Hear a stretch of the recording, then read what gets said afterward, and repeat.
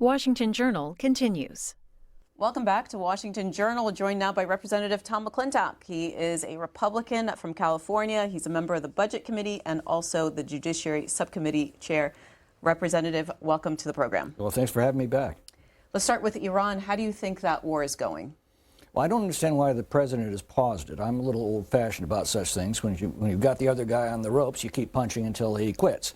So I don't, I'm sure he's got much better information that's available to me, and I'm sure he's acting on that information, but I don't understand this pause. And negotiating with a government that in its best days was completely untrustworthy and is now completely fragmented, so you don't know from one day to the next who's in charge, who's making decisions. I don't understand this ceasefire. So you're opposed to any kind of negotiation with them? I don't see any point to it.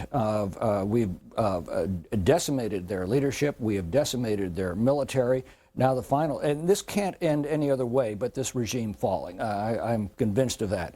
It has been a plague on its people for 47 years. It's been a plague to the world for the last 47 years. We need to end this, and having crippled that government so much, there is an extensive resistance movement throughout Iran. They have so abused their people and terrorized their people. I think the obvious step is to arm those groups and let them take back their country. So I want to ask you about that because you were on the program in the beginning of February, and I asked you about this. I said the same thing. And you said the same thing. You said this, the most important thing we can do is arm the Iranian opposition. You said that they would get a nuclear weapon and use it. You said the only way to stop that, which is the nuclear weapons, short of a bloody war, is an uprising within Iran and the internal collapse of that government. Yep. Well, we are in a war, Yep. and there has not been an uprising. Well, I think, because they don't have anything to shoot back with. But MEK alone tells me that they've got 20,000 resistance groups, cells. MLK? MEK, Mujahideen-e-Khalq. It's one of the groups that brought down the Shah, but then has been fighting with the Islamic regime ever since. They advocate for a secular, democratic, non-nuclear Iran. They claim to have 20,000 cells, small cells, between 5 and 15 people throughout all 31 provinces in Iran. We need to be sure that they've got the tools they need to finish the job. As Have you Churchill shared once that said. with the administration? Oh yes, oh yes. I've been in contact. I'm having another discussion with an NSC official today on that very subject. But And what's been the response? we're looking at it, and I understand. And again, they will have information that I don't have available to me. There may be some very good reasons, or they may actually be doing it right now, and we just don't know about it. I don't know. But I do think that's the only way this is going to end, is for the Iranian people to take back their country. The Senate GOP voted against the War Powers Resolution. I know that you're in favor of continuing the war. The question is, do you think Congress should have a say in that? Well, of course, and that's the issue that we're fast approaching. The president's war-making authority is very limited without congressional declaration of war. He can and I think the War Powers Act defines those limited powers very clearly. He can respond to an attack or an imminent attack, which is what he did. For 60 days. For 60 days, and that 60 days tolls on April the 29th. He's then got about 30 days of fudge room to withdraw unless Congress gives him affirmative authorization, which it has not, and I'm not sure is likely to. I'm prepared to, but I don't think that the majority of the Congress is. So he's running against the clock. So what do you think is going to happen? Because we're not hearing that the president is going to come to Congress anytime soon. Yeah, I have no power of prophecy. And, presidents on both sides have questioned the constitutionality of the War Powers Act. I happen to believe that it is constitutional. The court has never weighed in on that. My guess is there'll be a challenge to that law taken to the court at that point if he intends to continue. But again, we shouldn't be wasting time. We shouldn't. We need to get this over with, and the people to get it over with are the people of Iran. Congressman Tom McClintock of California is with us. If you'd like to ask him a question, now's your chance to call in. Republicans are on 202-748-8001. Democrats 202-748-8000, and Independents 202-748-8002.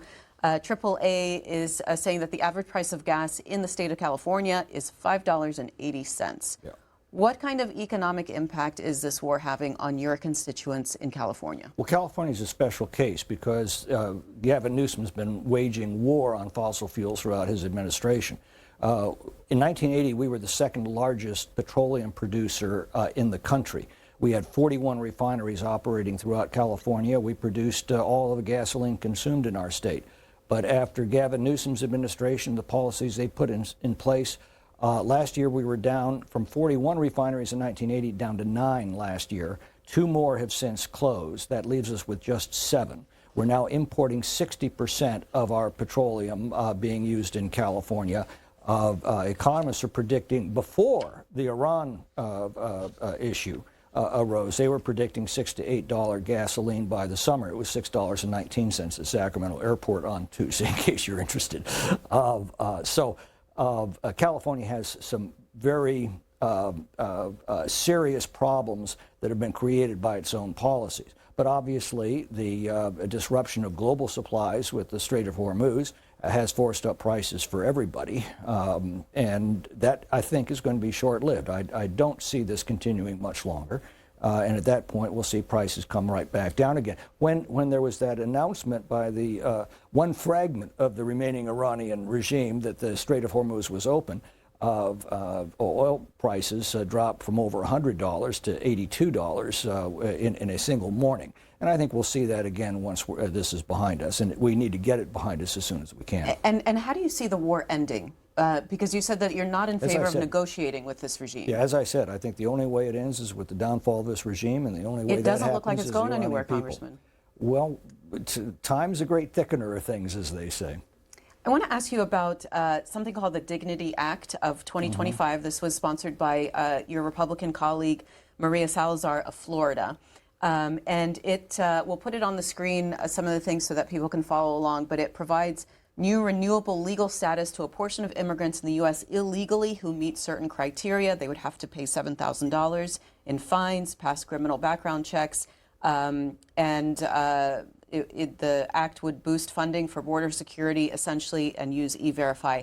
What are your thoughts on that? I've got serious problems with it. First of all, it would allow 10 million illegal immigrants who have again, broken our laws to enter this country to remain indefinitely.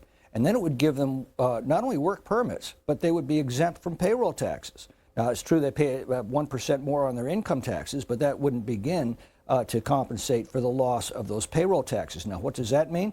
It means they have a huge advantage over Americans in competing for entry-level jobs. And that, to me, is the worst part of it. In addition, what I find particularly offensive is that those who have already been deported can apply to re-enter the country, and all they have to do is claim they first entered the country when they were under 18 and have 2 friends vouch for them, which is not exactly what I would consider to be serious vetting. There are a lot of other problems with that bill, but those are the 2 that just leap off the page at me. All right, let's talk. Actually, leap off the 261 pages of that bill. Okay, let's talk to callers. Sal is in New Jersey, line for Republicans. You're on with the Congressman.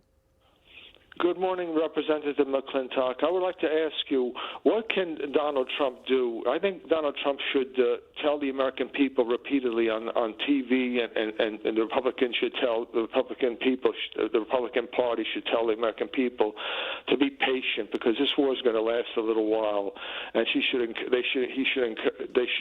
encourage the American people to just wait for the war until the war is won, because if they don't, the American people are going to get impatient, and they're going to turn against Donald Trump gradually, maybe. Well, I think the American people are already impatient about it, and whether they turn against Trump at the end is going to depend upon the success of this mission. So far, it has been a phenomenal military success, but we have to finish the job, and that's where I get back to the point of we had them on the ropes. Why let them up? Again, there are probably reasons that are supported by facts that I don't have available to me, but that's the way I'm seeing it with my limited information on the issue.